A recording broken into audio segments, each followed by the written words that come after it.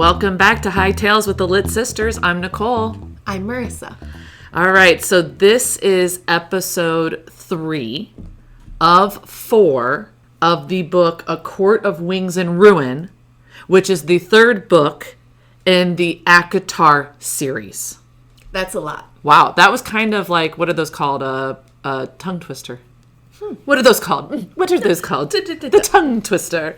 All right, so just as a quick reminder of what you get when you are hanging out with the Lit Sisters, we enjoy reading fantasy books, reading all kinds of books. Actually, we're just in a fantasy genre right now, and elevating our mind. A little bit of the devil's lettuce, right? And talking about books. I've never heard that. I'm gonna call it something different every episode. Just to confuse me? Just to expose you. No, it's to expose you to this other side of life. So what we can promise you is funniness, right? We can promise you that we won't spoil ahead of the current series that we are talking about. We will spoil behind, though. And apparently we also reference other shows and books in comparison. And so we're going to spoil the shit out of those. Sorry. Well, I will call it out as a spoiler, though, because you will spoil the shit out of those. And then I will say, oh, that was a spoiler. You will warn of the spoiler. Yeah. Thank you. Yes. I tend to spoil quite a bit. Okay, so with our little elevating of minds here at the beginning, we're going to talk about what we talked about in the last episode. Yes. So I went first last time. You can start, Oh. or do you want me to talk about it? Go Look for at it. that. Look at that. You share. So last episode, Feyre was back from her total dismantle of the Spring Court. Hybern is coming. We try to get allies. We try to figure out how to seal the wall so that way the wall doesn't come down. Right. So there's lots of planning taking place. A lot of we're going to get smashed if we don't get help. A lot of Feyre making friends with monsters, too. Yes. Like, hey, Bone Carver, you're my boy. I think you should fight with us. She has the library nightmare monster. Yes. Makes a deal with that. Making a lot of friends with monsters. So this next part of the book, having read the whole first half of the book, Yeah. what are you hoping to really dive into on this next part? Well, I mean, we know that we're going to have the meeting with the High Lords, right? That's not a spoiler. This interaction, which is pretty much this entire episode, is probably my favorite of the entire freaking series. So these characters that we're starting to meet, I think, like, we talked about how Mist and Fury opened up the world, right? We got opened up to this Fey world, and then Mist and Fury just opened up the world even larger. I feel like this is the beginning of a lot of other books, maybe, with all of these other characters. We meet all of the other High Lords. We start to have personal interactions with them. It's not just stories that we're hearing. We're really getting to learn a lot about them, and it's my favorite part about all of it. Nice. I'm nervous, so I can't say what... We are about to go to war, Nicole. Yeah, this whole book is about that. Yes, and I like this book, but I'm struggling with all of the unanswered questions. Okay. So I want a plan A, B, C, D, E, F, G. Oh, but you're rolling with Rhys, so he don't tell everybody everything. I know, but I'm hoping Feyre's mind will be a straight shot to He doesn't his even plans. tell Feyre everything, in all honesty. Very Tamlin of him. Thou shalt not be named.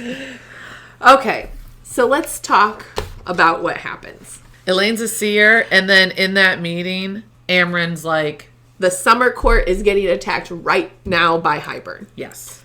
And... Oh, wait, Amren, how do you know that? Oh, because I got a boo. So Varian from the Prince of Andrita. I don't know. Okay. The summer court town. Okay, we'll figure it out. The prince. Prince Varian. Prince Varian sent her not a come please help us, but a warning. Like, close your court. Get your forces ready. Yeah, not even like a ready to come help us, but just protect your land. Yeah.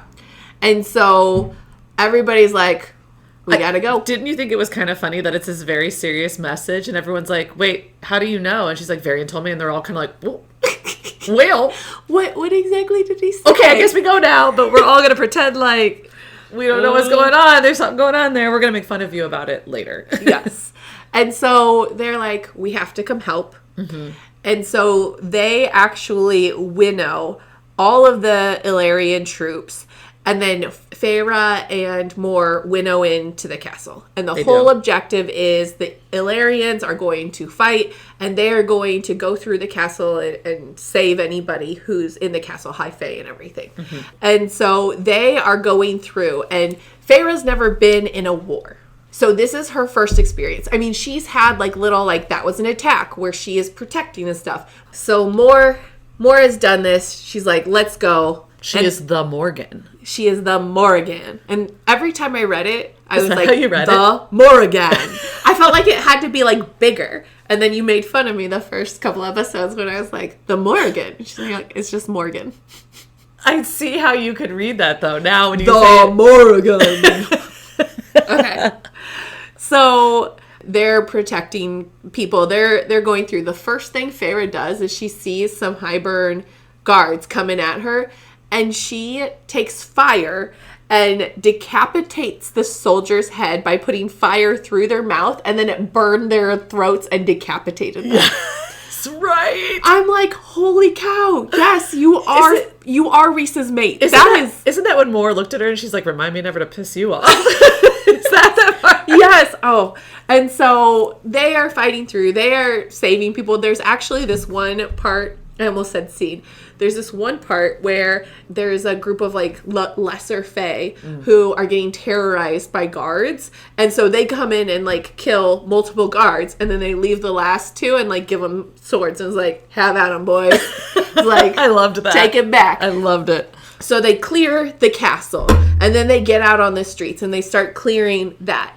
And she feels Rhys's like power. Well, she's like looking damper. For him. Like where are you? Where are you? Where are you? And he lets her into his mind to see. And he is tracking down whatever is the damper on his power. Mm-hmm. And he's isolated it to this one boat. And he's like, it has to be there. I mean, I feel like it's a ship, not a boat.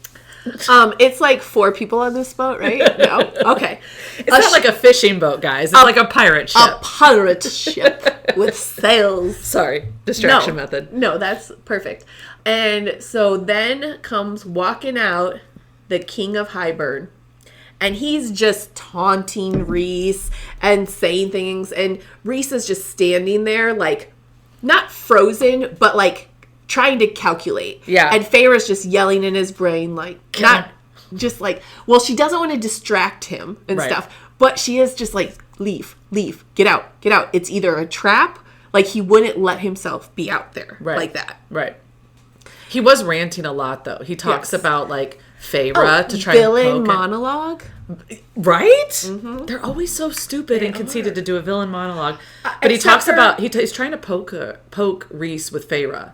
Like, look at what she did with Amarantha and my adder, and she got past my wards, and she butchered my niece and nephew, like, listing all the things. And I remember reading that going, I mean, when you say it like that, she really has done a lot to him, actually.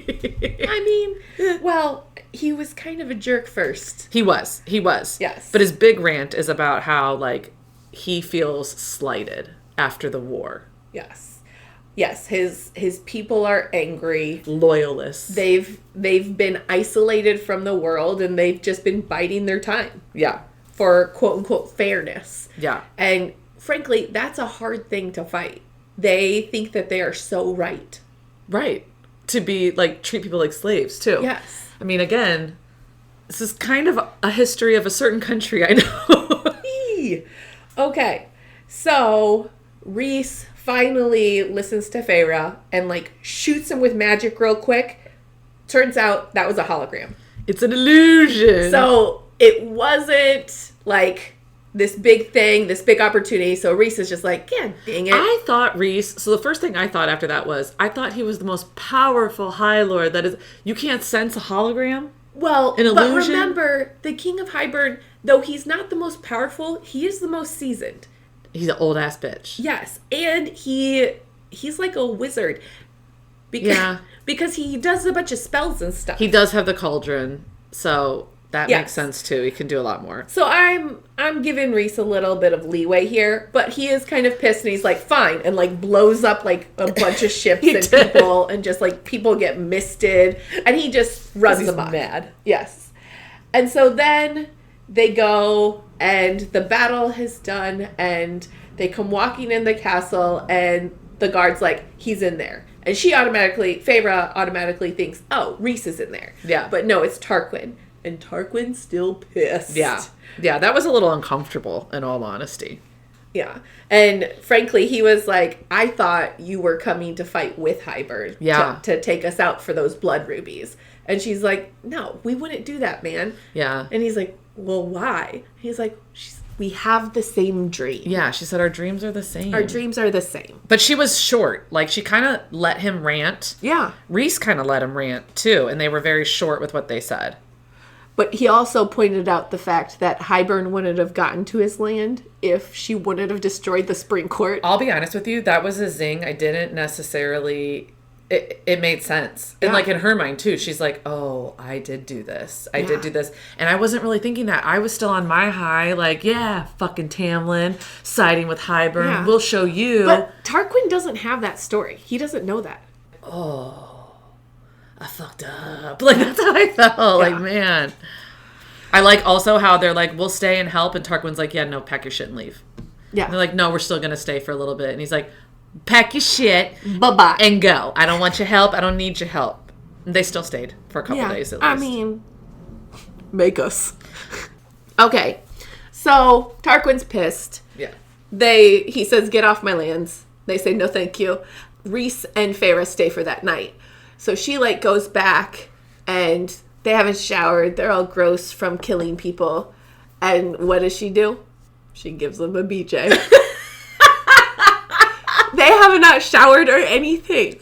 How are you the one bringing this up? Because it happened and I just wanted to acknowledge the fact that men who are reading this and listening to this don't expect that if you're not clean. Maybe he did the little glamour. As we know, the grime is still there. It's just...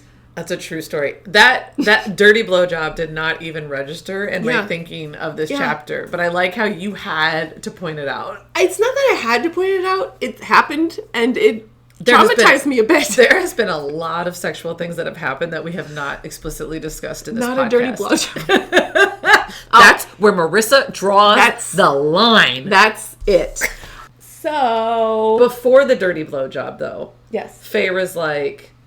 We're not doing that anymore. She doesn't like how the reaction from Tarquin with their masks and how everyone hates them. And she's like, the world should know that you're a good person. The world should know that these are good people. And we're not doing that anymore. Yeah. And since Valeris isn't a secret anymore, it doesn't matter. The High Lords are going to know the real us. And Rhys agrees with her. Yeah. And so then the next day they wake up. They go back to the condo in Valeris.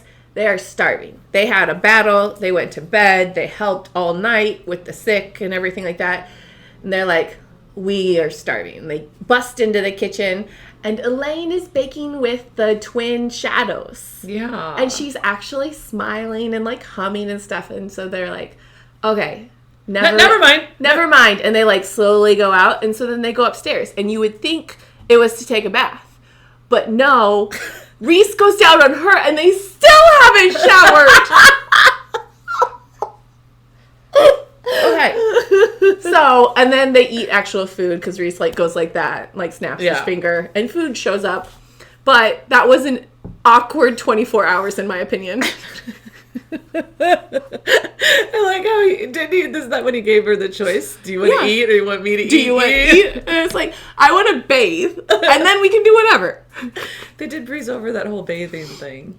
Yes, they need to talk about it. I like how you couldn't get that out of your head. No. They're like, the next morning, and we're hungry, and like, I think they even said we still have blood on our bodies. Okay. Whatever gets you going, I guess. Oh my god, I can't. Okay. So, they finally land on a spot. because they said, okay, this battle, we need to move up the date. Move up the meeting, yeah. So the date for the High Lords, instead of it being like 10 days away, it's now 3 days away. Mm-hmm. And so they come up with a place quicker than they normally would, I guess. Yeah. And it's going to be at the Dawn Court. Which the Dawn Court is pretty much like always Switzerland in most situations, right? And it's the closest vicinity-wise for everyone to get to. Yeah. Because they're not going to under the mountain again. No, because that's where they used to They used to meet in the middle, yeah. Yes. Yeah.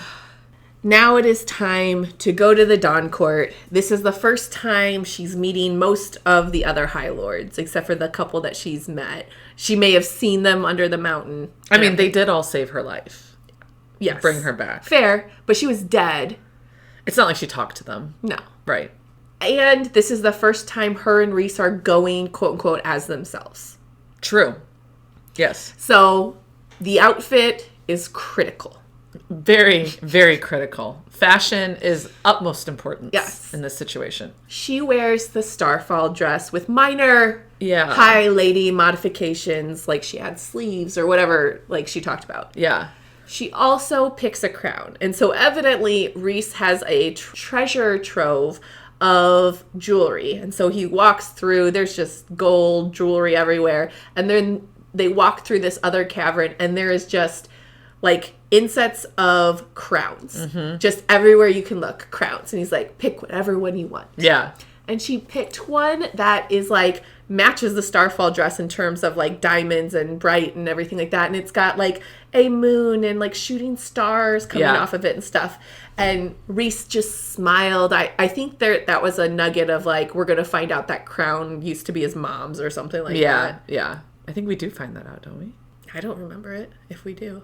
Which means you just spoiled again. No, I mean, I think I thought your egg was spoiling it. Again, it's your fault. Why do you keep fucking up? Oh my god. Okay. So Rhys actually is sporting his wings. I loved that. So this is the first time like they're gonna see see him legit. Yeah. But he's still wearing his like suit. They're all dudded up. I also like how Cassian like couldn't form words for how pretty Feyre was. And they were making fun of him like, wow, 500 years, you're still smooth as hell, Cassian. And he's like, what? She's pretty female over there. I also loved how all of them were joking about who was going to start a fight first. Like total siblings. Like I got $20 that says so Baron starts it with da da da da. I got $50, and they're doing this back and forth, and Feyre and Rhys are like, oh, the children. And then all of a sudden Rhys is like, I got $100 on so-and-so, and participates. And like they ask Feyre to, and she like won't. And they're like total like, mom won't participate in the betting. Which I would have been the one that wouldn't have participated in the betting. No, I know, but it was perfect in the fact that I think they were all tense. Yeah. Like they know how much. In the mood a bit. A lot is riding on this meeting. Yeah. And now they're not going to be the tough, we're villains, night court people. They're going to be themselves, which is vulnerability for anybody at all. So it like loosened up the tension that they're like, who's going to fuck this up? What do you think? Da, da, da. So Rhys and Feyre are like looking lovingly into each other's eyes as they're remembering last night when they picked the crown. Yeah, they're doing their mind talking thing. Yes, again. And everybody, it's like so passionate. Everybody looks away except for Nesta. Just looks at him. He's like, "I thought you guys were leaving." Yeah, she's like there all of a sudden. She's just like deadpan. Like that's just Nesta. But she actually does walk over to Feyre and is like, "You look very nice." Yeah. And everybody's like, oh, like, she wasn't a bitch. Wow, she said something nice to somebody. Yeah. That's amazing. But she also decides that she wants to go to the meeting. Yeah. And previously she had been dead set against it because she said, she was going to whore her story. I'm not going to whore my story. This is for me. Like, you aren't putting me in that position. Yeah. But after the war, and her and Feyre actually had a conversation about this before. She asked Feyre, like, what made you go and fight? And she's like, it was the right thing to do. Yeah. And so Nesta was like, well, damn it. Yeah. I can't be the coward. You know, I have to finally start doing the work. Yeah. Do the stuff. No one cares about the humans. If no one cares, like, I have to care. Yeah. Yeah. And so then Rhys says, well, Feyre is now High Lady. And so that vacated the emissary to the human realm. Would you like that job? And she's like, I'll do it this meeting on a trial basis, but you're going to pay through the nose. You can't afford me. Yes. Yes. And then he's like, well, of course, I would expect nothing else. Yeah. And then finally, like, Cassian and Nesta have not talked since the battle. Right. In these, like, days that you were talking about, Nesta's always looking for him. He's not there. Mm-hmm. He's doing general shit, you know? Yeah. Well, I mean, he's going and telling people that their relative passed. Yeah. You know? Yeah. So Nesta have some context there. but she, like, looks at him and, like, it's awkward because they haven't talked and they've been ignoring each other. And she's just like, glad to know you're alive. Mm-hmm. Like, didn't even tell me you were alive. Great. Yeah. And he's just like, hey, Nesta. Like, again, can't talk. Can't verbalize things. Yeah. So they all have to winnow away to the court. Azriel winnows first. Everybody's kind of, like, sitting, waiting for Azriel to give us the go-ahead while this weird conversation with Nesta and Cassian's happening in front of everybody while they're, like, holding on to each other, like, getting ready to winnow. Well, and, like, I just picture, like, very intense eyes. Yeah. And it's, again, like a reality dating show where, like, everyone is around you and can hear what's going on and see it, but you're, like, main character syndrome and can't, like, don't see anybody else but each other. Yes. All of it, like, there wasn't many words in the conversation, but it's very intense. Yes. Like, they both obviously are very into each other. Yes. I think it's pretty obvious. Nesta is going to pretend like it's not. I think Nesta's not down. I think Cassian loves her. I do too. I think she's like, I'm not into No, I think right she's now. into him but doesn't want to be. Like, she's trying to convince herself she's not, but she's obviously drawn to him. I agree. Good. Because it's right. I know it's right. But she just acts like she hates him. Okay. Azriel winnows in, sets it safe. They all winnow in.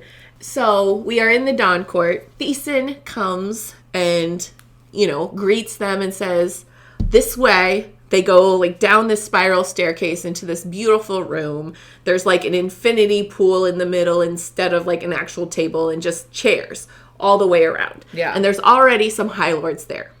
Well, and I like the whole way down there how everyone's talking shit about Rhys's place, knowing that he takes pride in his place, and they're like, that's awesome, that's gorgeous. And he's like, do you need me to have one of these? And Feyre's like, I mean, I kind of want this infinity pool right here. This shit's pretty, You need to redecorate. No offense.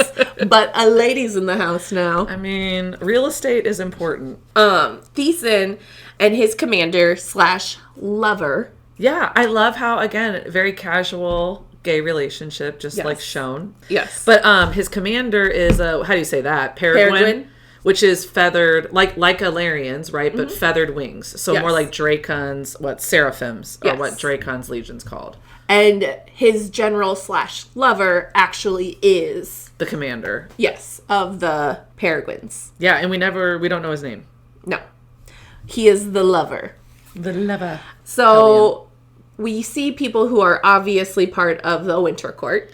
And when you say obvious, why is it obvious? Because they have, like, white hair. Yeah. And they are very, very pale skin.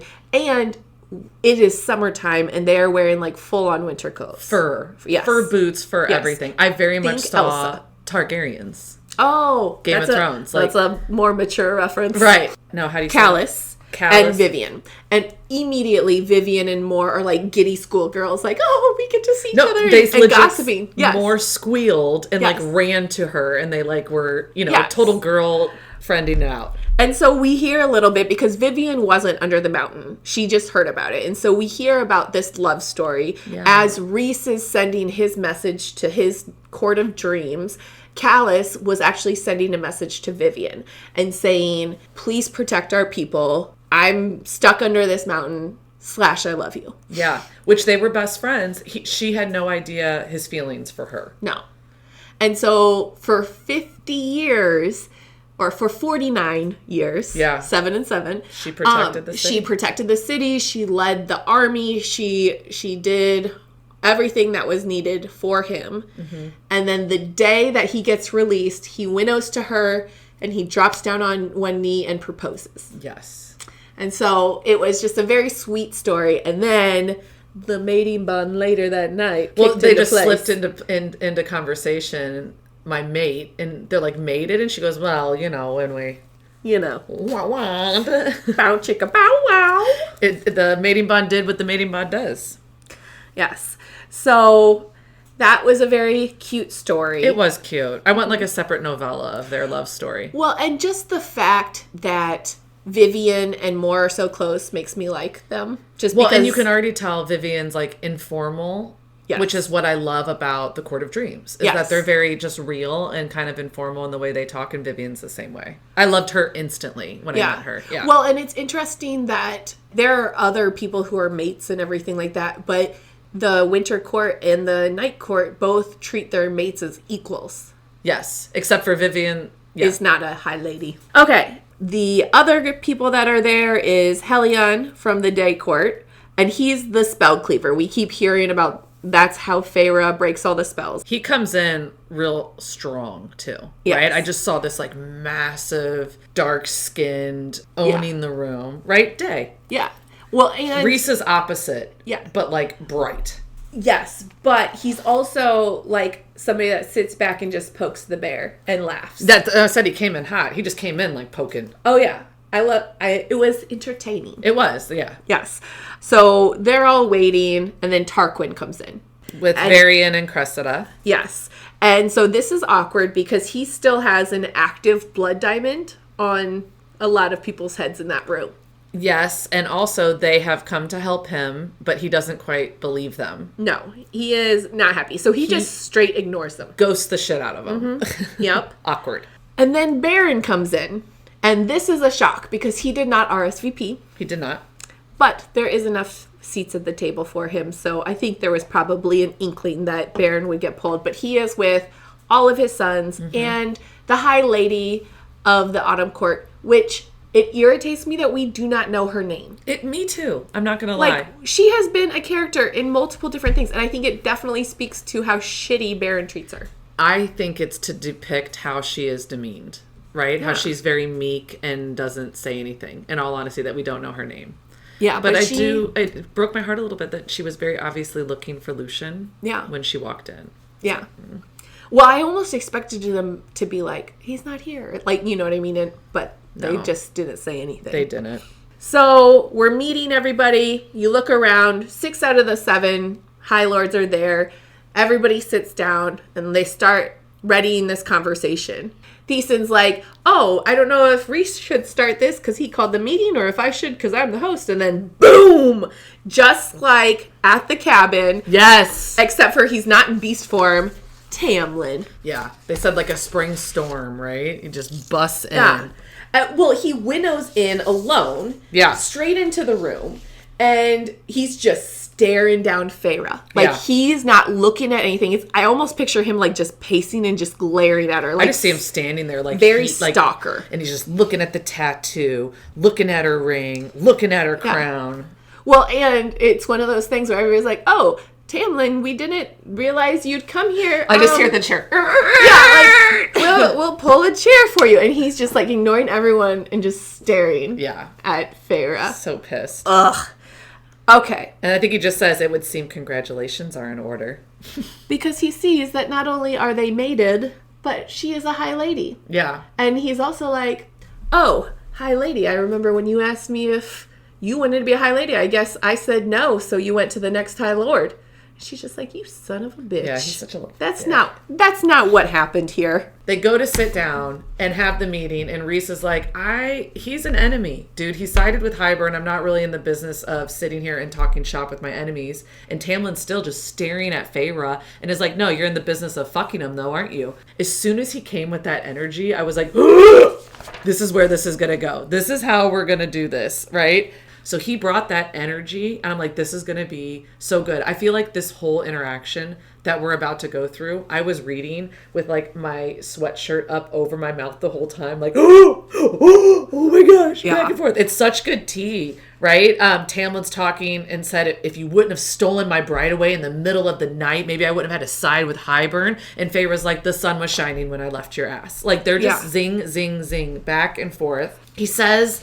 Which I think is kind of a lame line, that he's like, no, I had to do that. I thought I was saving my girl from this sadistic, like, nasty person. So I had to side with him. I was going to get out of it later anyway. And Feyre's like, you don't get to fucking do that. You don't get to spin the narrative. And Tamlin is eyeing Rhys. And this is when he looks at Rhys and says, when you fuck her, have you ever noticed the little noise she makes right before she climaxes? I literally almost jumped off my chair when he says that. And I love how Az right away is like, what did he say? Be careful how you speak of my high lady. Like, jumps in. And then Rhys isn't really doing anything, which I found interesting. So then Tamlin's like looking over at all the high lords and they're like, how can you work with all of them? He starts questioning Rhys and Feyre's motives, saying they're probably trying to get everyone on their side because they want to be king and queen of Prythian. And Rhys just looks at Tamlin and is like, well played. You're learning, buddy. Good job. Like, it was such a condescending way to, like, zing him back, in my opinion. Yeah. It was a lot of, like, back and forth and back and forth. So it was intense. We've never seen Tamlin, like, lose it like that. Like, we've seen him get violent and do stuff like that, but we've never seen him, like, spiteful. I feel like he's always spiteful. But like this, in front of all the high lords, like, have you ever noticed the noise she makes? Da-da-da. This is like in front of all the boys and everybody else, and you're going to bust that shit out. Yeah, that's just gross. Tamlin's gross. I think because you're too caught up on the sex part of it, you are not appreciating the power of that zing. I was uncomfortable that he said it. You need to get past the uncomfortability of it to appreciate the genius. Is it genius or is it just uncomfortable? No, the genius of Rhys's reaction to it. I loved it. I just can't get past it. That's such a great part, and I feel like you just like want it the whole thing. No, I enjoyed the back and forth. I was uncomfortable when he talked about their personal time and how it related to his. But that was the point. Time. He was trying to make everybody uncomfortable. Oh, I know the point, and it worked. But not with Feyre and Rhys. It worked with me. So basically, Tamlin's going around and just poking, and he's just trying to, anything they do about like, this is our true selves, he's just poking the bear. Mm-hmm. And he brings up all of the stuff Amarantha did with the Winter Court. And remember, like, we found out that a lot of Winter Court children got murdered by Amarantha. I think it was more than 12. I think it was way more than 12, actually. Yeah. Yes. And so they assumed that whole time that it was Rhys that did that. But it turns out Amarantha, like the B word she is, locked him in her bedroom and sent somebody with the army to kill the kids. Another Damante. So everybody would assume it was Rhys. Well, and then go back, though. Why did she even do that? Because she's a B word. No, because remember the Winter Court tried to rebel against her, and she was so mad she wanted to kill him. Is it Khalees? Callus. She wanted to kill Callus. And Rhys is like, I convinced her not to kill you. She then didn't talk to him about him, locked him in her bedroom, sent the Damante so that Callus would think Rhys did it and not want to ever align with him in the future. She saw it as a threat. That's how demented. Yes. Yeah. So it was good that Callus got to hear this, though. Yes. Rhys kind of like did the handshake, the olive branch across the aisle. So nice try, Tamlin. Tamlin's going around just trying to poke the bear everywhere. And they can see it. We've already seen this interaction with like Feyre. Like he's just vindictive and shitty. So they're all like, well, and he looks over at Tarquin and is like, how do you think they knew? Like they wanted to come play savior. And Varian stands up and is like, no, I sent them. And Tarquin did not know that. You can see it on his face. He had no idea. And so that was a little bit uncomfortable. Interesting. Yes. And Nesta, actually, this little former human, looks over and is like, it was your fault, Tamlin. Sounds like this is a you problem, Tam. You're the one. And she actually, like, blurts out her story then. You sided with Hybern. You sold us out. I was then made to go in the cauldron and became High Fae. That's my story. Like, that's what happened. And that's what the King of Hybern wants. So he snarls at her. Yes. And Cassian's like, don't snarl at my girl. Feyre jumps in and is like, what do you want from me? You want me to go back and play your nice little freaking wife? Your little lady of the spring court? And he calls her spoiled goods. He said, why would I want spoiled goods? And then Rhys... He, like, Darth Vader'd it. He did. Where he, like, just cut off Tamlin's ability to speak. And this was very much a, okay, guys, all you little kids, remember, I am the most powerful High Lord in history. I could make you do this by just controlling your minds. Like, I want you to understand that I could stop this all with this. This meeting is a courtesy, so you feel like you have free will. Yes, exactly. Exactly. Now I will let you go. Tamlin, like, yeah, sputters out. But he didn't learn his lesson. He's still going to be a jerk. Tamlin's smear campaign opened the door for Callus to hear the story from Rhys. Tarquin then goes, why did you come and help save us and ask for nothing in return? And Rhys is like, isn't that what friends do? And Tarquin's like, okay. We're bros now. I rescind the blood rubies. And then I think it was Cassian said, good luck trying to get it away from Amaranth. And you saw like a little smile from Varian's face. So underneath it, they want to like each other and trust each other. Well, and this is all part of Rhys's whole plan. Because then he turns to Tamlin and he's like, I believe you that you want to work with us and not Hybern. Yeah. And then carries on. Yeah. Like, again, I have the power. You have the power. Do not, buddy. You do not. So it was a nice power move, in all honesty. And so Baron, of course, wants more attention in this whole conversation. Oh, gosh. So he's just That's kind of like... exactly how I would describe Baron entering the conversation right now. Oh, yeah. Attention. Nobody's talking about what you're talking about, bro. Yeah. Like, you're just bringing up random stuff. He did. He does. He's like, where's Lucian? Yeah. Look at me. Yeah. Like he doesn't even care. Yeah. So basically Eris actually like mentions that they know Elaine is Lucian's mate. Yeah. That's something that wasn't widely known. Mora is just kind of like, oh, he just likes to hear himself speak. And Eris, which he shouldn't have done, but there's a fair overreaction. But he says, glad to know you still dress like a slut more. Yep. And Azrael loses his S-H-I-T. We're spelling now? He loses his shit, guys.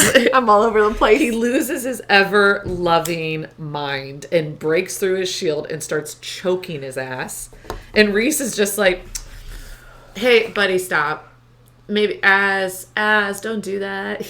As he's like enjoying it, in all honesty. And I love how Baron's like throwing fire, and as has shielded himself. It's not doing anything. You dumbass. You look like an idiot. And Rhys just looks at Feyre like, you want to do it? Yeah.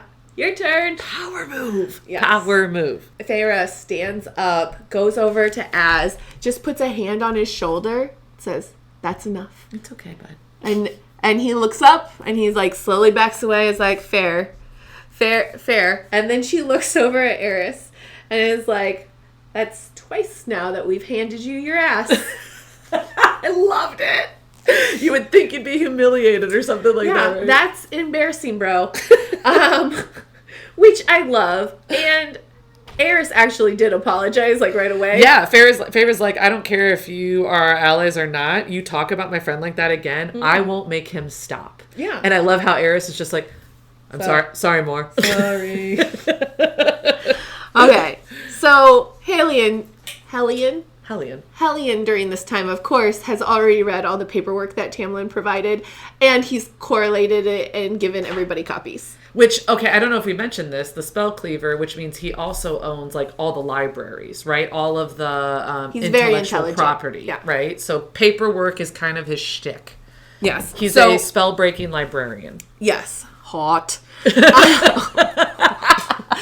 Sorry. Okay, so he says, basically we have two things we need to do.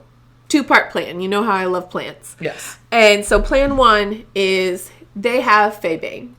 And they've got a lot of it. Mm-hmm. And we've already witnessed it in, like, the arrows and everything like that. It tears our stuff up. Yeah. Like, it killed us during those small... We're not going to survive a war with that kind of arsenal. Hellion's like, we got to destroy... Okay. We need to destroy their arsenal of Feybane. All right. Sorry, I just let you. Okay. For those of you that don't see it, she just pointed at me like Fonzie. It was like, your turn. I totally did. It's okay. It's cool. Okay. So, Decent's like, got you, bro. here is my assistant. Nguyen comes in, and we find out that this is an alchemist that is like part of the council for Thiessen. She was the one that actually created Lucian's eye.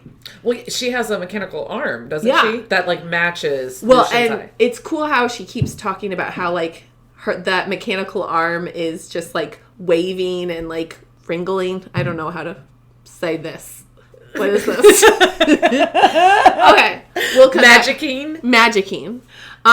But that's also interesting because remember Lucian with his eye, it's not just it like helps him see, but like he can see magic and stuff with it. It's like an asset. He's got like Tony Stark's eye. Yeah. Like he can see wards and things like that. So I'm so curious what she built in her little hand to be able to do. Yeah. Like basically she's a genius. yes. Yeah, she's a genius, and she actually found or came up with an antidote. And so you can put it in your food, so it's in your blood and everything like that, and it won't impact your magic. Yeah. So that means that, it won't turn off everything or damper anything. And so that is really going to be clutch in the war. Well, because if they get hit with arrows and things like that, they're not down for the count. Yeah. Right? And of course, people who are just liking to poke the bear are like, I'm not going to take it. Well, Baron first is also like, what about the shields? What about da-da-da? And it's like, she's like, you're going to have to figure that part out yourself. This will protect your body, which I think is a good thing. Okay. You're welcome. Yeah. But yeah, Baron's like, I'm not taking it. Yeah. Why would I give... Now, granted, I don't want to give Baron any credit. They were trapped under the mountain for 50 years because they drank something. Fair. So he's a little gun-shy when it comes to a potion. Yeah, fair. I didn't even think of that. Yeah. He was like, nobody in my court will drink it. Yeah, but Eris is like, I will. Yeah.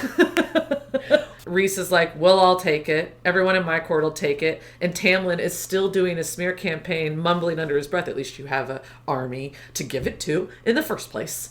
She stole mine, and brings it back to that. And Nesta just goes, so you're not taking it then? Cool. All right, let's move on. Yep. Yeah, you don't deserve Nesta's it. so deadpan. Well, Nesta, all of her anger should go to Tamlin. So before we said with Nesta, as an oldest of 4, I don't know how an oldest could let the youngest go out and save everybody. This right now, though, is very oldest behavior. Like someone says something and she's like, does her little deadpan like, so you're not taking it. Sweet. Okay. Bye. Your decision. You're boring. Bye. You're an idiot. All right. Part 2. Part 2, Hellion's like, we've got to evacuate the spring court. Luckily, we find out Tamlin, well, we already knew. Tamlin has already put most of the people on the eastern side. Mm-hmm. So that way they're away, but they need to do more. And so they make a plan how to evacuate. They're like, Baron, can you take him? You're right there. And he's like, I can't. I can't spare any space. I'm not going to do all of that. And Tarquin's like, I'll take him. Yeah, they can come to my city. They can come to my city. Another reason why I love Tarquin. Yeah, and then Rhys says, we also need to evacuate the human lands. Because that whole bottom tip, we already know that the queens are not going to defend it. The queens are gone. Everybody's like, why would we care about that? Not everyone. I mean, Baron's the loudest. Yes. He's like, why the hell would we waste our time on humans? It's like, we fought a whole war over this, Baron, and we're about to fight another one. Yeah. Because we care. That's why. Well... Feyre calls him a coward. Yeah. Baron's like, I'm not wasting any soldiers to defend them. And Feyre's like, you're a fucking coward, Baron. And he's like, oh, like Claire? Like how you threw Claire under the bus? Which was such a low blow. Such a jerk. Like, but that did make me be like, oh, that was a hit that hurt. Yeah. So then they're basically like, are you working with us or are you not? And don't you love his little pissant bitch response? He's like, yeah, I haven't decided yet. And I don't take orders. Oh, Cassian's the one who said it. Are you working with us or not? And he's like, I haven't decided yet. Like a little bitch. And I don't take orders from bastards. And she said, get out if you're not going to be helpful. Baron actually then talks about, hey, Rhys was Amarantha's whore. Of course he would spread it for Hybern. Basically. Yeah. Yeah. And Feyre lost it. Yeah. And she actually went over him and broke his shield like instantly and just started hitting him with everything. So it was using all of the powers against it. And this is the first time she's done this. Yeah. Where she not only counteracted his fire, but then she like simmered out the fire and made the mist go up his nose. I mean, I'm making up parts of that. She made it steam. She used the water to extinguish the fire and used the white light to get into his shield. She did also like hit Lucian's mom in the arm when she was breaking the shield, which I felt a little bad about. Yes. But she was that whole scene. It was just like what's her face from X-Men, Jean. You know, when she's like the Phoenix. She just loses it, and so she does eventually pull back. Well, who gets her to pull back? Rhys. It basically like got in there and was like, he's a cranky old bastard. Okay. I forgot. Just let it go, honey, and come sit by me. It's okay. I don't give a shit that he called me a whore. I'm your whore, baby. I'm your whore. But also in her head, she's like, oh, shoot. The one thing we weren't going to tell them is about the powers because multiple people have told us Baron's going to kill me if I do that. And then I just attacked him with all of the powers. So Oopsie. I went against our whole strategy and now nobody trusts us. Well, and now everyone's like, Tarquin's like, oh, that's how you got past my wards. And Hellion was like, I knew something was missing. I thought that was cute. How he's like, and then I like how they all look at Tamlin and they're like, did you know about this? And he's like, what? You guys didn't need to know. I don't know. Oh. He didn't care to know. He was looking the other direction. Yeah. But, of course, Baron hits it again and is like, oh, this human filth. Yes. And Rhys, like, snaps his finger and his chair, Baron's chair underneath him, just disintegrates. And he, like, falls on his butt. Like, they are just, like, getting him so good. It's so good. This old man. It's so good. And that's when he's like, this meeting is over. And Nesta's like, it is not over. Yes. It is not over. And she, like, pleads with all of them and tells them that she saw Hybern's plan to butcher everyone. And I love how Feyre goes, maybe true, maybe not. I don't know. It works. At the very end, like, everybody's freaking out and, like, she stole our powers. Well, she said she can kind of feel them, like, if we weren't here for this reason, they might put me on the table right now and dissect me to get their powers back. Fair. But we just saw what you did to Baron and we kind of need you on our side. Then we're wondering what to think. Yeah. Then we'll dissect you. Yeah. But she just stood up and was very high lady and said, I did not take your powers. You gifted them to me. Thank you. I you. appreciate that. That was awesome. I appreciate that. But now they're mine, and I do with it what I want. Yeah, and she said, I'm going to smash Hybern to bits. I'm going to drown them, freeze them, heal the injured, shatter their wards. And if me having a little bit of your power is your biggest concern, you have your priorities in the wrong place, basically. Snap. Loved Mic it. drop. I mean, because she was right. Yes. If you care about me having this little sliver, you don't understand what's coming our way. Yeah. And what we really need to be talking about. Be mature. Also, I am the youngest by far in this room. True story, yes. Right? She's like 21 at this point, and they're like over 500 plus years old. Yeah. I don't even think she's 21, man. I don't think she might can be legally drink in the United States. Well, she was 19 when she left, and then she's had a birthday. So she might not be 21 yet. You're right. Wow. Yeah. But Baron's like, I'll consider it. And just took off. He gone. And then the other ones are standing around and like, okay, you can stay, you can go. We'll meet tomorrow, whoever actually wants to keep talking and plan. And so one by one, they each go away and get escorted to their rooms. Not only that, can we talk about the suite a little bit? Can we stop and talk about real estate? Yes, of course. I imagined such a beautiful, like, fluffy living room. Like just one of those 70s inset couches. Yes. Like in different various corners. Yeah. And then there's just like doors all around with everyone's like separate big room. Yeah. Talk about the gay High Lord and his partner have a pretty bomb-ass pad. Is that surprising in the least? I got very like 1970s, but replaced like the orange and rust red with like purples and light blues. Pastels. Yes. That's exactly what I saw. Like very like almost clouds.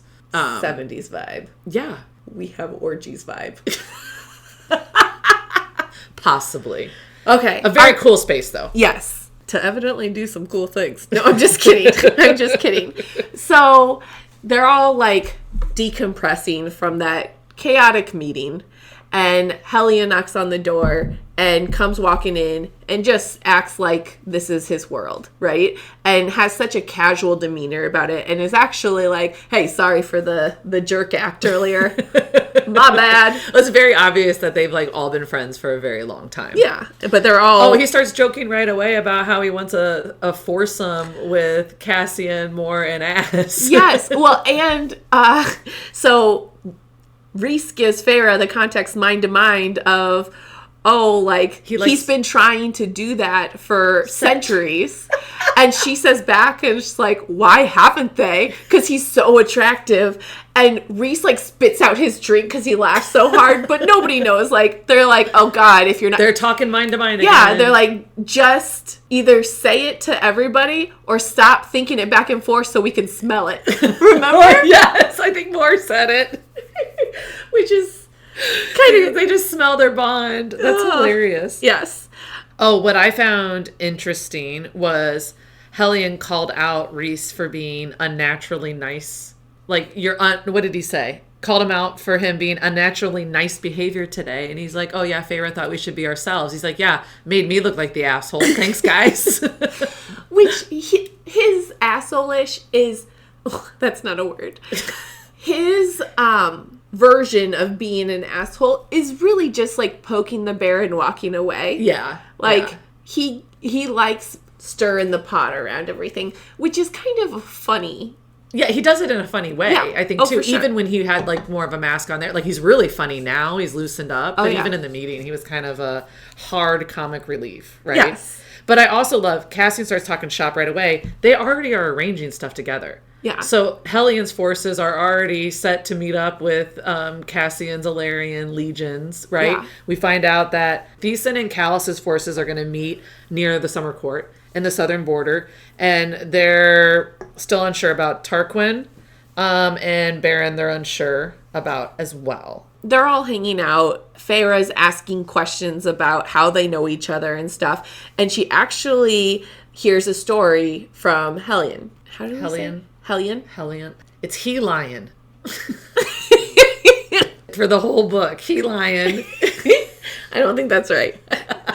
Hellion tells a story of how he knows the Lady of the Autumn Court. Yeah. They were talking about how low her demeanor is, how, like, quiet she is. And he is like, she wasn't always like that. She has a very tragic story. And we hear about what Hybern did to her sisters. And so her sisters actually stalled the escape so she could get away. Mm-hmm. And both of them got captured, tortured, killed by Hybern. And so the whole time they're alluding to this in that big conversation about how horribly they treat women when they're captured. Yeah. We find out that when the Lady of the Autumn Court, again, no name. Yeah. She actually got rescued by Hellion. Yeah. And they actually had an affair. Yeah. And she still went back and married Baron. Well, not married. She was already married to him. Oh, she was already married to him. Yeah. Right. But they went on for years, off and on, he said. Yeah. And then Rhys says down the bond, whatever you just figured out, keep it to yourself. Keep it to yourself because it's all over your freaking face now. Change the subject. And she's like, oh shit. And so she changes the subject, starts talking about something else. And then she zooms over to Rhys's bond and says, holy crap, he's Lucian's dad. Yeah. And they were like, he's like, oh my God. Yeah. And then they start going through, it's like got his like Lucian's nose and the darker lips. skin. Because they described his brothers as light skin, red hair, and he's got darker skin with red hair. Yes. The nose is exactly like Hellion's. I also thought during this, how the fuck has nobody put this together over 500 years? Yeah. Knowing, I mean, they know that he saved her when she was evacuating, right? Well, it's probably because his power is still fire. His power is still fire, but Rhys says to her that his mom came from a very powerful family. Like, they have been High Lords in their family before. Yeah. So the fire probably comes from her. Yeah. They have that power as well. Yeah. It's not just Baron. So they just figured this out in their mind. Well, and then, okay, but wait, the reason she's meek now is because Baron probably found out, and that's also probably why they've always treated Lucien like shit. Yes. And why the brothers weren't worried about him becoming the heir. Which actually makes me like him even more. Agreed. So they're figuring all this out, having casual conversation. In walks Nesta, and Hellion, like, does his, oh, hello, I am High Lord of the... And Nesta just goes, I don't care. I loved that. In true Nesta form, like, all of the girl... Don't care. Yeah, don't care.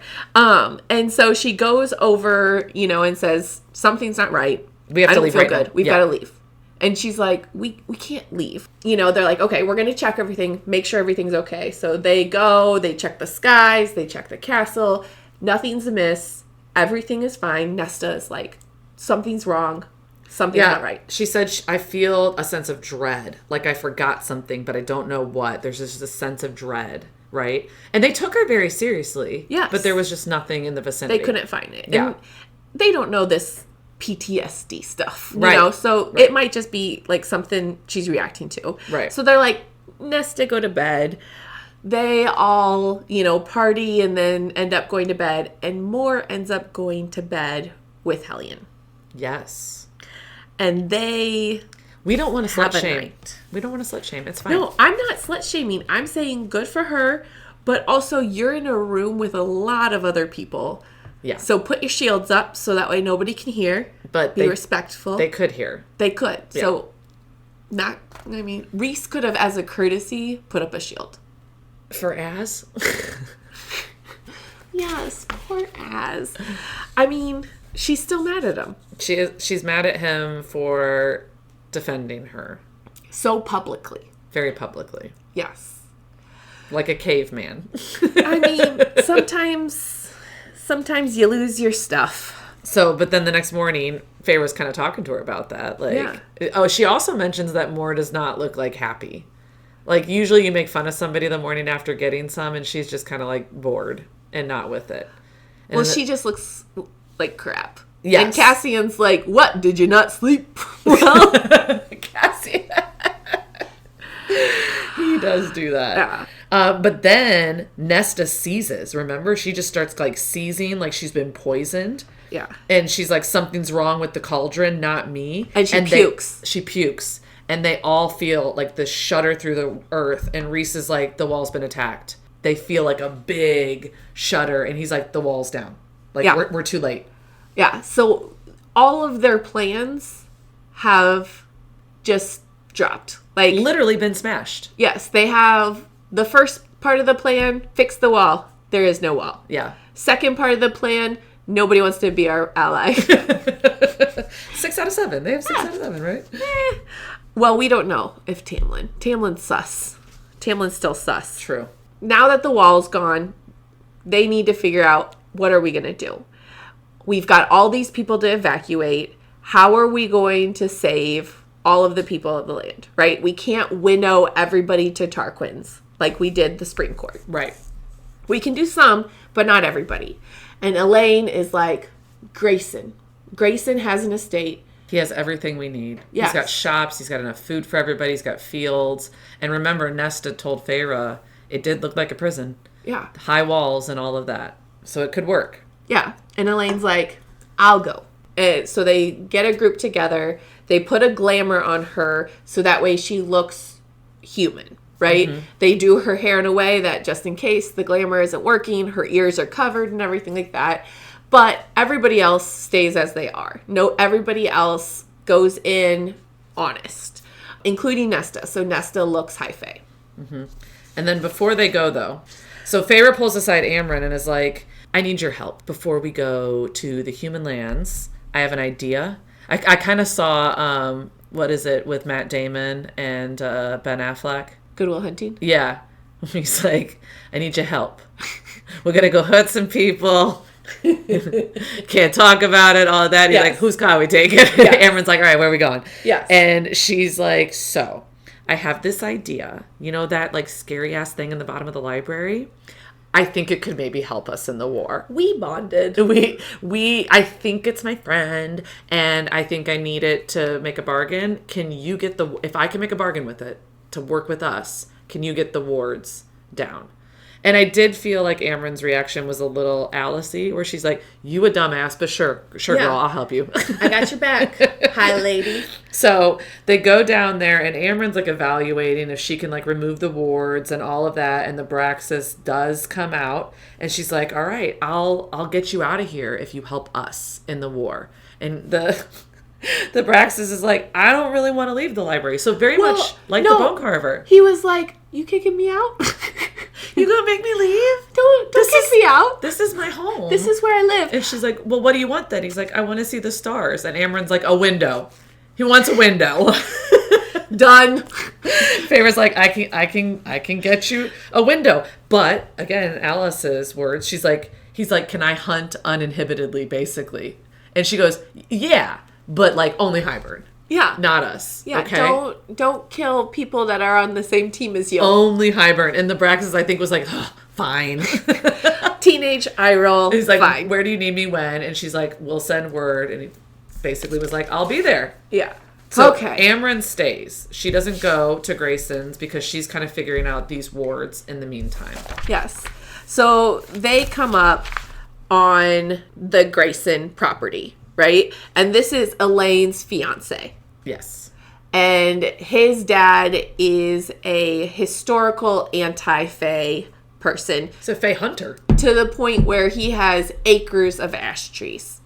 Yeah, we found that out, didn't we? I forgot about that. And so they went into the house. Feyre's really nervous. And, the gates are very wide. She's like, are we walking into a trap right now? Yeah. Because there's gate upon gate. Like, as the guard goes in, like, they see that there's, like, 3 or 4 gates. Which, didn't you very much see a prison when you were reading this? Especially with what Nesta said. Oh, for sure. Yeah. Well, and we see Nesta just kind of, like, clinch a little bit. And she is just like, I can't handle small places. I can't even take a bath. And Feyre's like, oh, crap. I didn't even think about that. And she's like, okay, bro, we'll get you a shower. I do like how she's like, we'll take care of that when we get there. I mean, that's an easy fix. I wish you would have said something. I feel like I could have helped earlier. Aww. But it's cool. And so the humans come walking up. Elaine sees Grayson and Grayson's dad, and then guess who else is there? Jurian. Frickin' Jurian. Yeah. Well, I like how first Grayson and his dad are like, we heard that you were turned Fae, and so was Nesta, and blah, blah, blah, blah, blah, that you weren't kidnapped. And it's like, how did you hear that? And Jurian's like, because I told them. Yes. And he told them that Elaine was, Lucian's quote-unquote mate. Yes. Which Grayson was pissed. And he didn't really know what mate meant. No. He kind of put it down. And he's like, so somebody else claimed you. You belong to somebody else. And she's like, I belong to no one. Yeah. I chose you. Yeah. And he's like, I don't want you. Yeah, he was dissing her a lot through this. Yes. As the conversation goes on, we find out Jurian's not crazy. I'll be honest with you, I felt really bad for Jurian as this story unfolded, right? So we kind of right away, they're all mad, he's an enemy. Yeah. And he basically talked about his relation to the humans. Again, I mean, he was the leader of the human army 500 years ago, okay? And he's like, the Golden Queen tried her best, and they gave her to the Otter when they found out she gave you guys the book. Yeah. Their half of the book. And then Vasa, he said, she saw right through me and my bullshit. And that's why they sold her off to this sorcerer. Yeah. And everything. And then when he turned to Mor and was like, why did you think I would turn that easily? We were friends. We fought side by side together. What makes you think I would turn that easily? I kind of was like, oh shit. Oops. Why would they think he would turn that easily? Pause. He did chop up somebody who was... True. A lover. True. And then sent her piece by piece to her sister. Who was crazy. But it's like doing... it's like chopping up Elaine and sending her to Nesta. Yeah. You unleashed that monster. So, that's the limits of the friend group, apparently. You can't butcher... I feel like it's much lower than that. I feel like the bar shouldn't be I did also think he looked at Rhys and he was like, I expected you to look into my mind to make sure what I was saying was true. Why didn't you look? And he said, because I didn't want to see her. I know. He didn't want to see Amarantha. My heart was breaking for both of them. Yeah. In all honesty, because Jurian was there while Amarantha was doing all that to Rhys. So Jurian probably knows more than anybody what actually went down. Yeah. Oh, I felt for both of them in that situation. I felt... very quickly, my opinions of Jurian changed. I'm still sus on Jurian. Jurian seems I feel so bad for him. I want to trust him. Yeah. But I don't yet. Well, and they asked him, like, what's with this whole Miriam and Dracon obsession? He's like, that's what everyone expects. Well, and he's also like, if they know they're being hunted, they'll come out and hopefully help. They'll help, and they're like, so you don't want to kill them? He's like, no, I want to beg for their forgiveness. That felt a little cheesy to me. I feel like he's probably got to work through some other shit, too.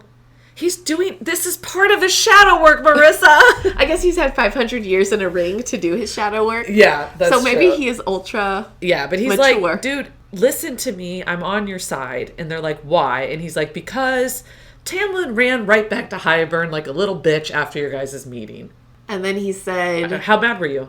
I mean, I knew it was Tamlin. At this point, you've already given up on Tamlin. Yes. You're not mad anymore. But, to be honest, we don't know what he said about that meeting. We don't. If he was being honest that he was a plant, maybe he was doing plant shit. Yeah. But I didn't get that gist. He was still pissed and kind of being a little baby back bitch at the meeting. So I assumed he was a traitor. Both him and Jurian are sus. I don't think Jurian's sus.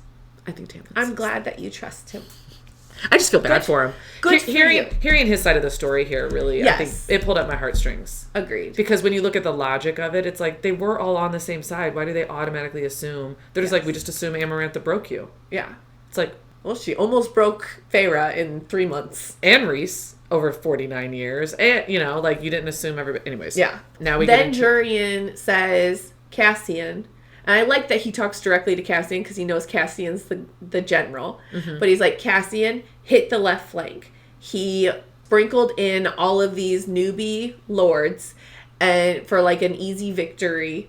And if you hit them hard, they're going to fold. They're basically hiding them over there. Mm-hmm. Yeah. So hit them there and they're going to fold. Yeah. And he's like, but there's a lot of people. Then he also looks at Feyre and he's like, good job with the twins. Yeah. And she's like, oh, yeah, I did that because of the children of the blessed. He's like, yeah, why do you think I decided to trust you? Yes. Getting back to the reason why they're here, now that we realize, okay, maybe Jurian's not so crazy. Yeah. Elaine is like, please save all of the human people if in they this can realm. make it here, can you take them? Please take them. They're like, no, thank you. We don't have enough space. And she's like, I know you do have enough space. And they're like, no. Well, Rhys was even like, oh, are your high lords and ladies really going to want to, you know, plow the fields? Like, take people to live in your village. Right. He's like, we have people to do that. Da da da da. And then Jurian's like, I know your ancestors. They'd be ashamed of you. Also, I have an in with Highburn. I can make them come here. I can make them not come here. And he's like, is that a threat? And Jurian's like, yeah, it is. No. Yeah. He basically is like, yeah. Well, and then Lord Nolan is like, okay, fair. Will help. But then Grayson's little bitch ass is like, take the ring off to Elaine. And she's just like sobbing and like... Well, at first she's like, no. And he's like, take it off. We will never be together. We are never, ever, ever getting back together. He just seems like so young. He really hit it hard there at the end. Yeah. Where he was like, we'll never get married. We are not getting married. I basically hate you. Yeah. Poor Elaine. I was like, great, Elaine's going to crumble now. Yeah. Totally crumble. I actually hope that it's the opposite. I hope it, like, makes her just, like, leave that behind. Like it's closure. Because I feel like it would, like, it drained her soul for so long. And now she knows. And now she can move forward. Knows, yeah. Yeah. That it wasn't her soul that he loved. Never thought I would say this, but I want rainbows and butterflies, Elaine back. Thank you. Yeah. Yeah. Depression sucks, man. Okay. All night, they zoom back and forth to try to get the humans out of the way of the battlefield. And then they get ready for battle. Mm-hmm. Cassian knows, hit him on the left flank. He's talked to all his generals. Kerr's Darkbringers are coming. Yep. The Illyrian Legion is coming. Yep. They're ready. The next day comes, and this is the first time that Feyre has, like, seen battle. The attack on Valeris, the attack on the Summer Court was very much like, we are being attacked. I am rescuer. Defending. I am the fireman. I am the policeman. Yes. This is like, I am military. We are in lines. We have a formation. Like, it's a whole different space. Well, and not only that, the purpose is killing, not protecting. Yes. Right? So it's like there is one goal in a battle, in a war, and it's carnage. Yes. Just utter carnage. Yes. And so the war starts. They get going. The lines move forward. I'm just picturing like this open field of like what I'd see in a British war movie. Yeah, and Nesta, Moore, and Feyre are up on the hill watching the battle happen. Yeah. Which I know someone needed to protect Feyre, I guess. But like Feyre can protect herself, but the whole camp. The fact and that Elaine Moore had to stay. I was kind of like, what? Well, yeah. And so they're up there watching it, and Feyre just describes how different it is seeing her friends in this type of battle. And the biggest thing is Cassian. She talks about like how he has this death dance. Yeah. And so he's just going through, and it's just so smooth, and just people are just dying all around him with the flick of his sword and the shot of his siphon and everything she like said, that. The chaos and brutality and calculation. Yes. And that's when Moore looked at her and she's like, yeah, to him, a battle is a symphony. Yes. So I just saw this epic, like, 300 type battle scene. Yes. Like, I picture him very much Lord of the Rings elf. How they're very, like, fluid. You didn't think Lord of the Rings? Fluid. No, well, I mean, it's Cassian. He's like 6'10". No. And massive. Like, so when you said Lord of the Rings elf, I'm like, no, the elves, how they like dance fought almost. Yes. Yeah, it was just very where it was like graceful, but also like brutal. Yes. And Cassian has this strategy where he looks around and he picks out that guy looks like he's in charge and has influence. I'm going to go for him. Well, not only was he in charge, he was one of the ones not running. He was trying to tell all of them and rally, and he's like, gotcha, bitch. Let's go. So he just starts killing people all the way to this commander, and then just gets the commander. Yeah. And everybody, when they see the commander go down, they just like all start sprinting away. Peace out. They gone. Yes. But what I love is they run directly into Tarquin's fleet. Yes. Yeah. Battle won. Phew.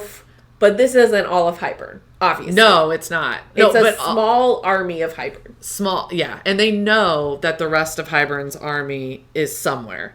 The end of this battle, though, how Rhys is like, Tarquin, you can decide what to do with all of these commanders. He picks out a couple of them to basically go get info out of them. Yeah. And then Feyre says he drowns the rest of them in water that's not actually there. Yeah, go Which Tarquin. is what Feyre did in Valaris, which I love. Yes. Yeah. I will say Cassian has a sprained wrist. And so I feel really bad. And Nesta tried to bandage it and like did the Beauty and the Beast Goo Goo Ice thing. I was just going to say, this was another like, let me fix your wound even though you heal and you're immortal. I hate you. I love you. I hate you. I love you. I told you she's got a crush on him. Yes. And then, so after helping with the injured and everything. Everyone's healing. Everybody is in their tents. They're exhausted. Feyre goes in. She washes her hands. She goes and lays in bed with Rhys. And Rhys looks at her and says, "You smell like blood." And then they do it. Really? Really, that's the world we're living in. Just want to let you know. So we are a couple days later, and we hear some devastating news. Turns out Hybern somehow got past them, and now they're marching north towards the Winter Court. And they are all set up, like all of our legions, I guess I would say, are set up not over there. Right. So we are screwed. We don't have enough people. All of our people are tired from battle. Yeah. And we can't split our army or we're going to die in this next battle. Well, and it's very obvious that Hybern knew that that's what they were doing. This whole second attack on the Summer Court was all just to tire out Rhys and Kerr's armies, and now they know we can't leave because we're leaving the human lands complete. We can't leave this border, but we also don't have the energy to go there either. So what are we going to do? We can't just winnow there. Yes. So we have to go on foot. Yeah. And we can't split our army. So No. they come up with this idea to like actually glamour and put like wards in place. So that way it looks like the army is staying there. Smells like the army. It smells like the everything. army. There's people walking around, talking, stuff like that. They basically create like this bot. I feel like I should give credit where credit is due. It is Varian's idea, not we. Oh, okay. Fair. Good Varian's job. like, can we do both? Yeah. Maybe we can do both. Good job, General Varian. Not to mention, though, the glamour takes a lot of energy itself. So Yeah. Rhys and Feyre and, what is it, Cressida, right? Yeah. Stay up all night. Yeah. Creating these soldiers, creating this, movement, create the smells, the feels, all of it. Yes. And so, like, the injured and this ward stay up, and they start marching north to meet them in battle. And so, for this one, they already know. The first one was, we get to pick where, because we met them in the middle. This one is going to be, we get to pick when. They've been marching all day. We know that they're going to set up shop right here. They are in the prime position. So now we have to pick when. And so we are going to wait to the last minute. We're going to winnow everybody in. And they are going to have just sat down because they marched all day. Right. And they're like, okay. So they get all prepared. They're all ready. They grab all of the power, all of these legions, and they winnow in. And what happens? They rip off the glamour. Well, yeah, they marched. They marched, right? Rhys rips off the glamour, and Hybern was ready. Yeah. They knew. Yes. They knew. They were pretending they were tired. They ain't tired. No. They're ready to go. No. They're ready to go. We also find out very quickly that Hybern has hidden the majority of the rest of their army. That this is still not even close to the Hybern army based on what Elaine has told us, right? Elaine has seen a massive army through the cauldron. Except for right now, Elaine cannot see it. We have no idea where this army is, as is sources don't know. Elaine can't see it through the cauldron. Kerr's line is failing, right? Yes. They just hear Cassian screaming at Kerr. Cassian gets up, and Rhys is ordering him to stand down, and he's like, I have to fix the line. And he lands right in the middle of the entire Hybern army. Like, it is very obvious shit is going down and is not looking good at all. And Cassian is totally fine sacrificing himself. Moore is like, I just see her pacing. Yes. And just nibbling at her fingernails. She's just hopping on one foot to the other, like, I want to get out there. I want to get out there. And Feyre is just poking. And she's saying, you probably should. You need to go. You need to go. You need to go. You need to go. I've got it here. We're safe up here. Nobody needs to protect me. I can take care of myself. The camp has wards. I will be safe here. Go. Save them. And so Moore's like, okay. So she goes into the tent. She straps up all of her swords and stuff. She's like, are you sure? As she's like strapping everything, like, I'll stay if you want me to, And then she winnows down there and protects right as somebody goes to stab him. And she's there. And it's like a dance between the two of them. Yeah. And Feyre in her mind. Making their way to Cassian, to save Cassian. Yeah. And then Feyre in her mind is like, We got to find the rest of this damn army. I'm going to find the cereal. Because who's got the tea? The cereal has the tea. Like, she always knows what's up. It was a pretty genius plan, in all honesty, because she duped Moore into going because she knew Moore would insist on going with her, if not block her from going altogether. Well, and the cereal probably wouldn't have, talked to her. That's true. She thought about that, too, where, she's not going to talk to me if Moore is there anyway. Yeah. So I got to tell her to go. I'm going to be right back. I love how Nesta's also like, you're leaving? And she's like, I got something to do. Yeah. And Nesta just turns back to watch, the carnage unfold in front of her. Well, and that's where we're ending today's episode. Yes. Feyre is going in the middle of the battle to find her girl. Yes. And get the tea on the rest of the Hybern army. Well, because... While her entire family is fighting an intense-ass battle that they are losing. Well, and it's our whole army against... Yeah. We're in trouble. Well, I feel like we're in trouble. Now, to be fair, it's not the full army, right? Callus and Tarquin's armies aren't there. Yes. Baron's not there. Well, we don't know if Baron's on our side at this point at all anyway. It's just the Darkbringers and Illyrians right now. That's the only people we can trust, Nicole. It's not the whole army, but they are getting their ass kicked, and they are the biggest majority. I mean, I think they make up over half of the entire army, in all honesty. So, and this is a diversion for Hybern. I mean, everything they've done until now has just been fucking with them. Like, letting them spin their wheels and get tired. It's like they took the puppy out for a run so that the puppy would be tired. And now the main battle is happening, and they're exhausted from everything that they feel like they've been doing already. Well, and they were already exhausted because they stayed up all night winnowing humans out of the way of the battle instead of resting and their creating magic. This glamour, which also drains their magic. I mean, the whole time Feyre was talking about how everyone's magic is just drained. Their power. They don't say magic. Power. I am so nervous right now.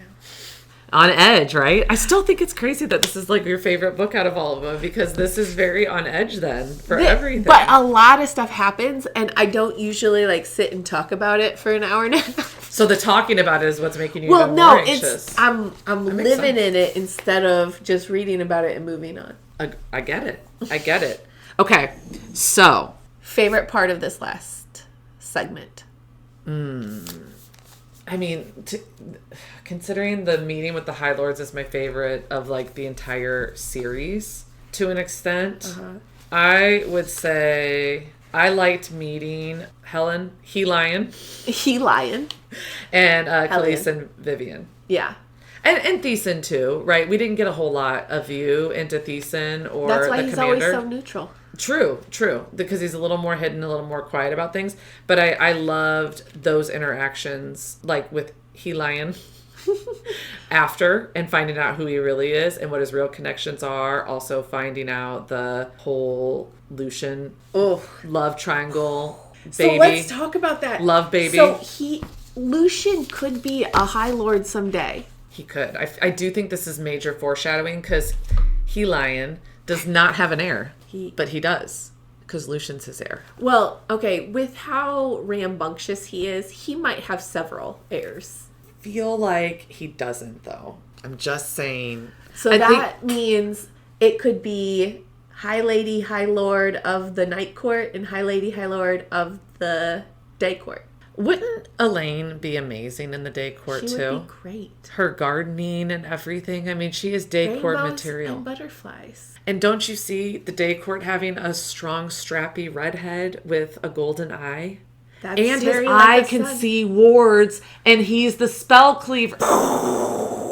Dear Lord, I just can't. I can't. I think, actually, so maybe that's probably my favorite. Like, that's a pretty cool realization in this book. Can I also say that in the last book, I said, I want to know more Elaine and Lucian.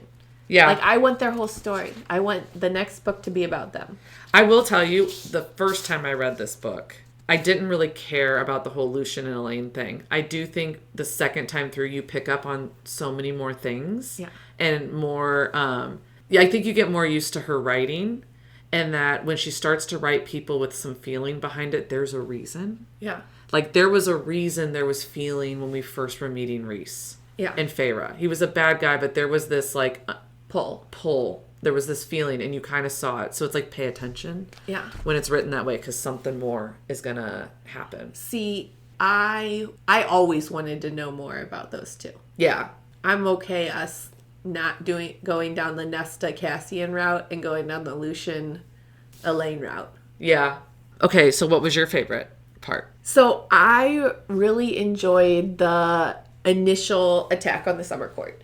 Not in the fact that I enjoyed it, but I just think this was something that, like, we got to see more fighting. Yeah. We got to, like, just the way Feyre has, like, kind of mastered her powers, so she's actually able to fight. The first attack on Valeris, she really was just learning. Like, that's the first time. I mean, she was even, like, learning as she was running. Like, I guess I can create water wolves. But now she's, like, doing things purposefully and just, like, winnowing, attack, like, soldier. Right.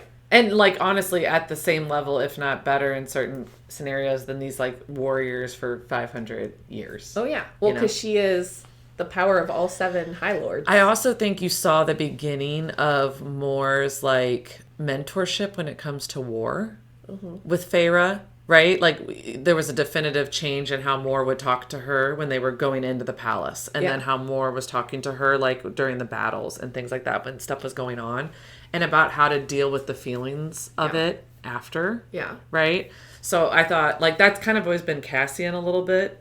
But more really, they're like little badass bitches together. It's pretty cool. Okay, so what are you most excited about for the final half of A Court of Wings and Ruin that we're going to be talking about? The end of the war. Maybe. We don't even know. Well, that's what I hope happens. Because I don't think Marissa can take it. I can. I actually really enjoy the activity. Yeah. All of the stuff happening over like the day-to-day stuff. I'm like, I don't want to read about day-to-day stuff. So when we talked about this series, you said it took you the longest to read A Court of Frost and Starlight. Yes. Because it was like all feelings and all of that, and you couldn't handle it. I remembered reading this for the second time, that this took me a long time to read, not because it's my favorite out of the entire series, but because it is so intense. I have to like separate myself for a little bit because you're just so into what's going on. Like I'm reading over things and missing details because like I have to know what happens next. Yeah. It is intense. It is. Yeah. Well, and for me, it's I can't put it down because I need to understand the resolution, or I just sit in this intensity for the whole time. You are very like that. Yes. Oh, so that's a rough one. Yeah, so that's why we probably should podcast all day and just finish the book. And just finish and the end of the book is just really, really bad. Yeah. We get a lot of answers to a lot of things in this next. I mean, Sarah J. Maas, the last 100 to 200 pages of her book is like a whole other book. Yeah. Every single book, right? So I am thinking of at least 5 turns that you really don't see coming. The twist, the turn, the twist, the turn. Like, we'll count them up as we do the next episode, I feel like. But I want to say right now I'm thinking of 5 in my head where it's like, what? I didn't see that coming. What? I didn't see that coming. Yeah. It's crazy. Okay, we'll count the whats for next episode. We will tally up the whats. All right, so thank you for joining us as we talked about A Court of Wings and Ruin.